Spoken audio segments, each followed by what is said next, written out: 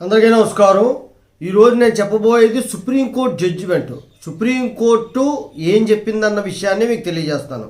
ఋతుక్రమ సెలవులు చట్టం చేస్తే మహిళలకు ఉద్యోగాలు ఇవ్వరు అంటూ సుప్రీంకోర్టు తెలియజేసింది. మహిళలకు నెలసరి సెలవులు ఇవ్వాలని, దాని మీద ప్రత్యేకంగా ఒక చట్టం చేయాలని ఒక పిటిషన్ ఫైల్ అయింది. అంటే పిల్ అంటారు దాన్ని, పిటిషన్ ఫైల్ అయింది.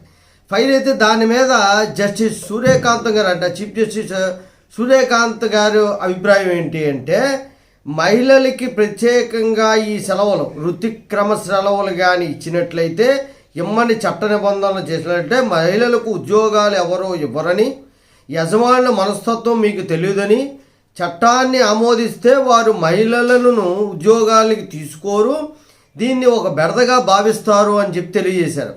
తాము పురుషుల కన్నా తక్కువ అన్న భావన కూడా స్త్రీల్లో కలుగుతుంది అని కూడా తెలియజేశారు.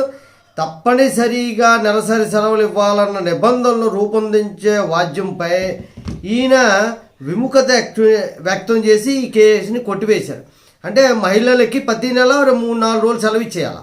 సెలవులు నెలలో 5 రోజులు సెలవులు, మళ్ళీ ఋతు సెలవులు ఒక 4-5 రోజులు ఇస్తే నెలలో 10 రోజులు డ్యూటీకి రాగలరు, 20 రోజులే డ్యూటీ చేస్తారు.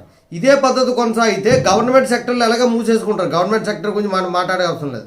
ప్రైవేటుల్లో మహిళలకు ఉద్యోగాలు ఇవ్వరు అని చెప్పి భావన వ్యక్తం చేశారు. ఇది అక్షరాల నిజం. ఇలాంటి చెత్త పిటిషన్లు, చెత్త చట్టాలు తీసుకొస్తే దేశం నాశనం అయిపోవడానికి ఎంతో కాలం పట్టదు. జై హింద్, భారత మాతా కీ జై.